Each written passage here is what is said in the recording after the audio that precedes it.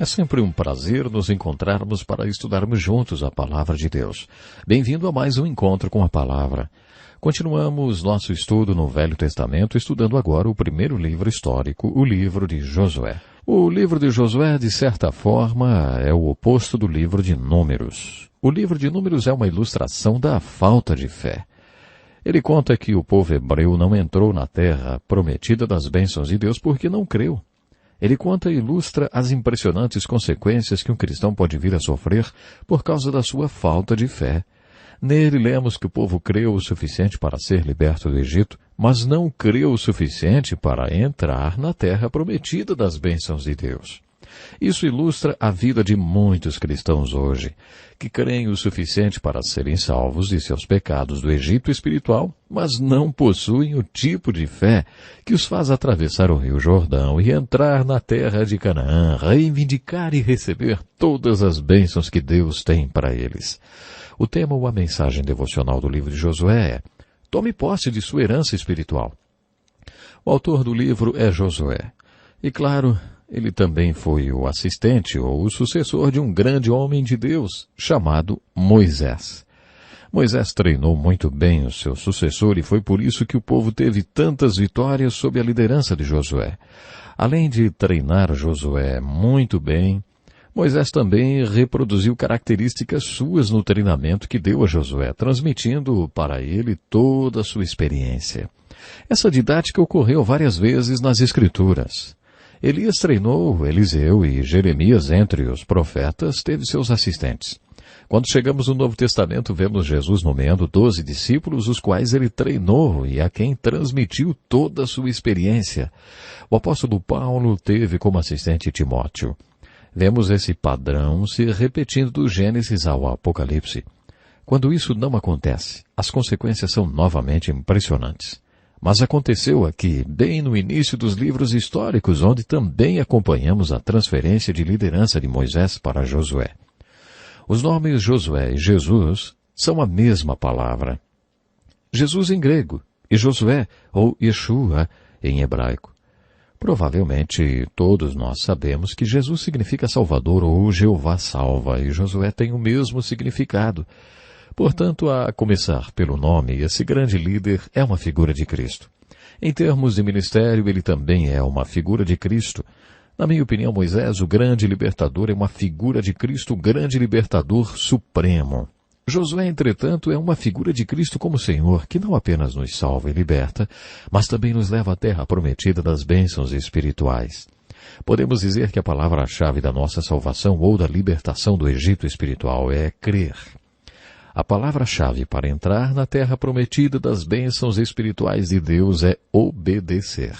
De certa forma, estamos falando de fé quando falamos sobre obediência. A palavra fé significa compromisso, o tipo de compromisso que faz a pessoa obedecer. Josué tinha 40 anos na época do Êxodo. Lembre-se, Josué e Calebe foram os dois únicos sobreviventes da peregrinação pelo deserto, porque quando eles voltaram de espiar a terra de Canaã, foram os únicos que trouxeram um relatório positivo. Deus levou em conta a fé deles e isso garantiu a sua sobrevivência, assim como aconteceu com Abraão. Mas Josué tinha 80 anos quando recebeu seu chamado para liderar o povo na entrada da terra de Canaã e na conquista de 7 nações que defendiam suas terras e que eram mais fortes do que os israelitas. Quando morreu, Josué tinha 110 anos. E durante toda a sua vida demonstrou ser um homem de força, fidelidade, demonstrou liderança, genialidade militar e, acima de tudo, demonstrou muita fé. Ele não ouviu seu chamado de uma sarça ardente como Moisés. Ele não recebeu seu chamado diretamente de Deus. Ele recebeu seu chamado de um velho homem que conhecia Deus e que o conhecia também. Esse velho homem era Moisés, é claro. Quando estudamos a liderança de Josué, observamos um período de transição muito importante. Moisés recebeu a palavra de Deus no Monte Sinai, diretamente de Deus. O seu chamado também foi feito diretamente por Deus na sarça ardente. Agora lemos que Josué foi exortado a ler a palavra escrita de Deus, a palavra que tinha sido dada por Deus a Moisés. Essa prática não começou com os reis, começou com Josué. quando assumiu a liderança, Josué foi informado que deveria obedecer aos mandamentos de Deus. Ele deveria ler os mandamentos de Deus e pensar neles dia e noite. Como já dissemos, a mensagem devocional do livro de Josué é a seguinte: tome posse da sua herança espiritual. Antes de dar a terra de Canaã ao povo de Israel, Deus já tinha prometido aos seus antepassados, Abraão, Isaque e Jacó. O título de propriedade da terra de Canaã era incondicional. Deus a deu incondicionalmente. Mas a conquista e a posse dessa terra estavam condicionadas. Vou enfatizar mais uma vez. A aplicação devocional do livro de Josué é uma figura da nossa bênção espiritual como cristãos. Quando nos achegamos com fé em Cristo, Deus nos dá todas as bênçãos espirituais que nós precisamos. O nosso título de propriedade dessas bênçãos é incondicional, mas a posse e a implementação dessas bênçãos em nossas vidas é condicional. Isso está ilustrado para nós no versículo-chave do livro. Josué, capítulo 1, versículo 3. É o texto-chave de todo o livro.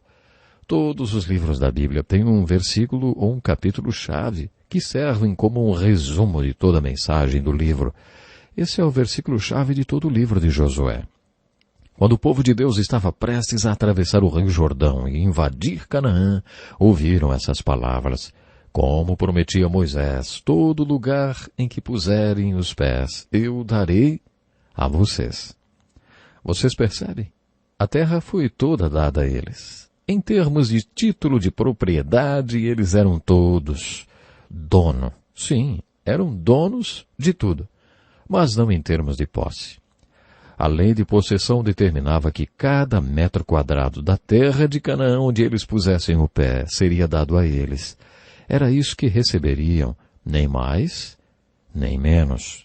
A aplicação disso para nós é que acontece o mesmo com nossas bênçãos espirituais.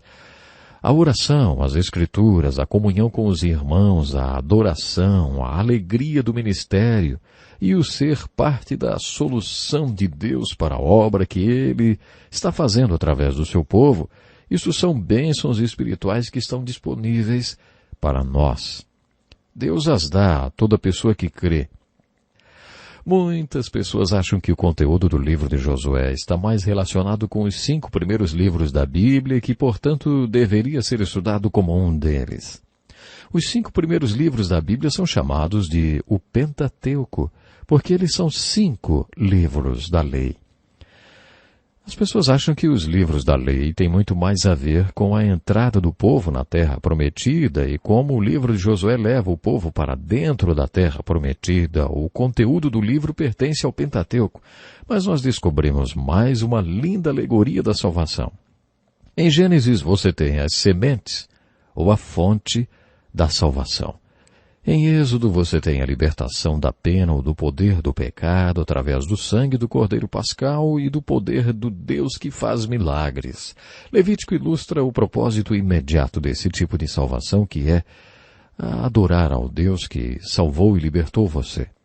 Deuteronômio é repleto de ilustrações que nos encorajam a atravessar o Rio Jordão e entrar na Terra Prometida. Quando você chega na Terra Prometida, tem que tomar posse da sua herança espiritual e viver cada uma das bênçãos que Deus planejou para a sua vida.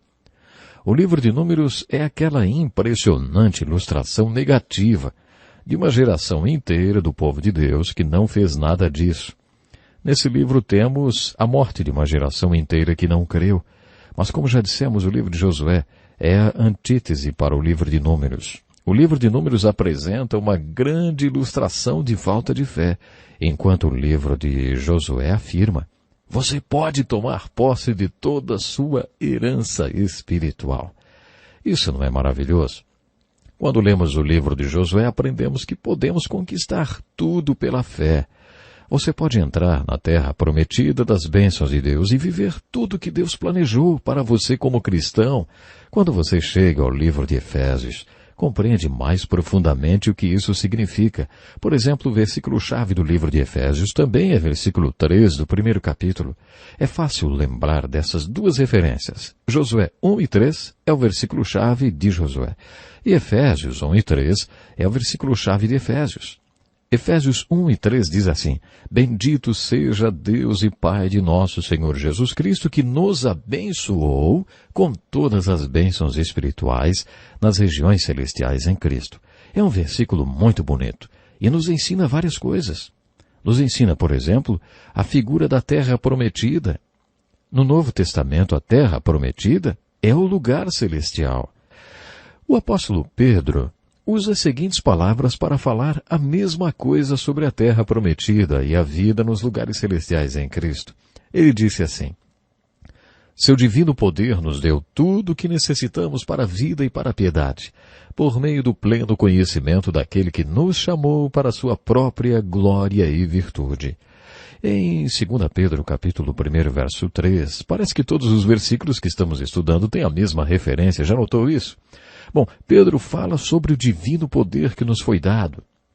Note bem, isso é um fato. Deus já nos deu tudo o que necessitamos para a vida e para a piedade. Isso quer dizer, tudo aquilo que precisamos para viver uma vida santa, Deus já nos deu por meio do pleno conhecimento daquele que nos chamou para a sua própria glória e virtude.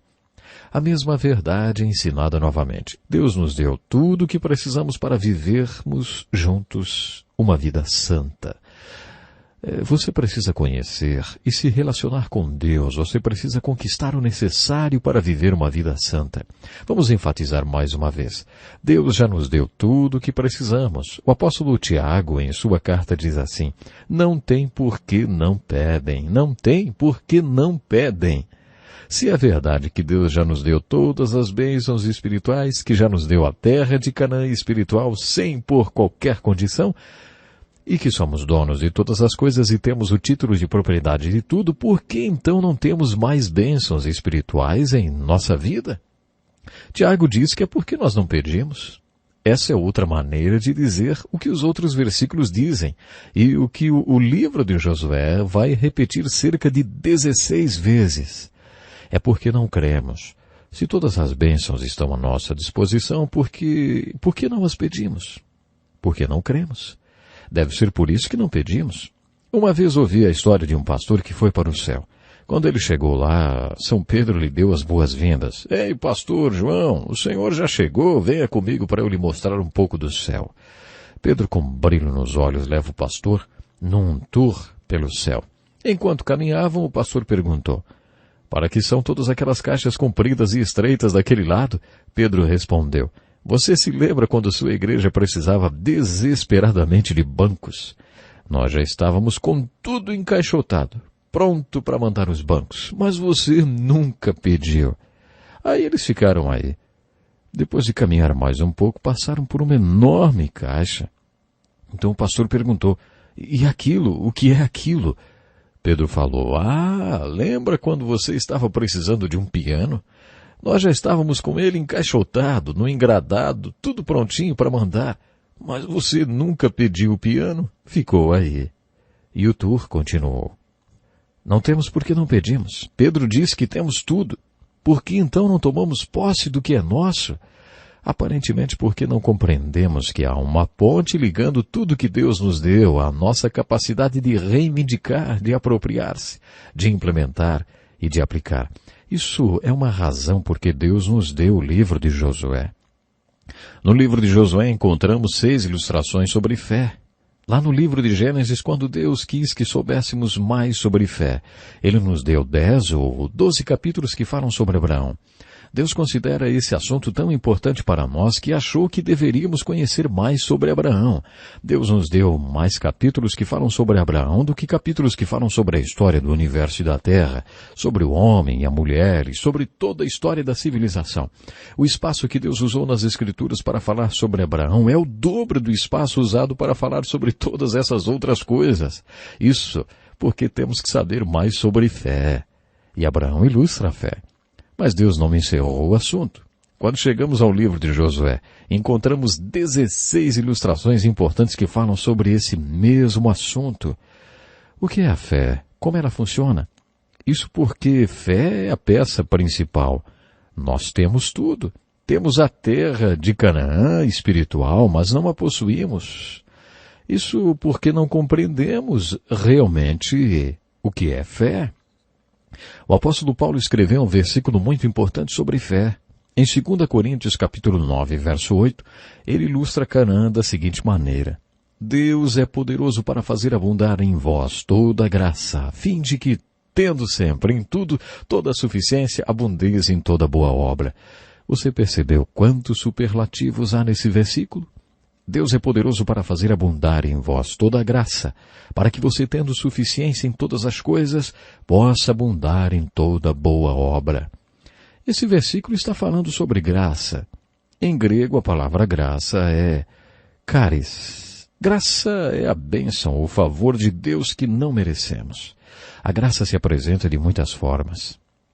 Ela vem na forma do poder de Deus, na força para se viver uma vida santa.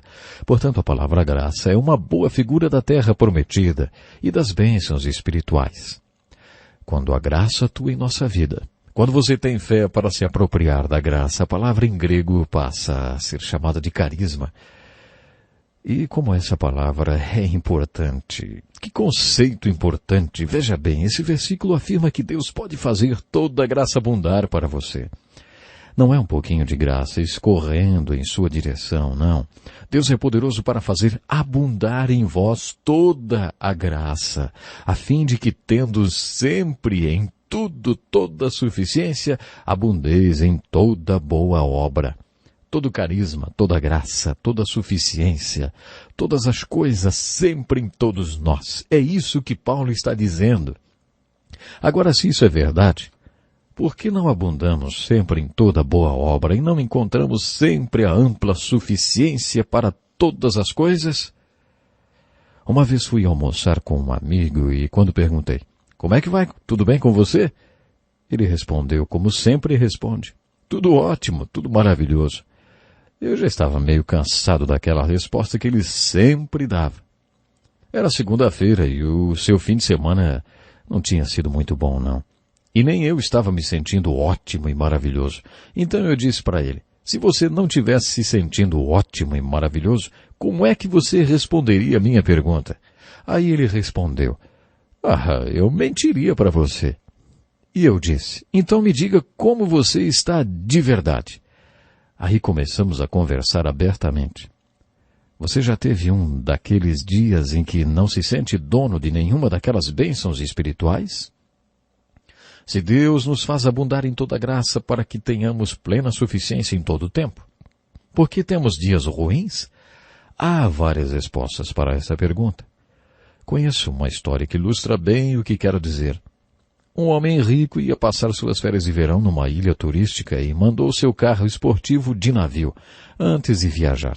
Quando chegou lá, ele ficou decepcionado ao descobrir que a velocidade máxima permitida em toda a ilha era de 30 km por hora e que todos só andavam de ciclomotores, umas mobiletes.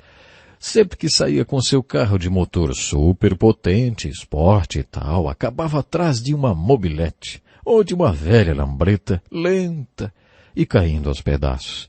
E lá atrás estava ele com seu carro esportivo.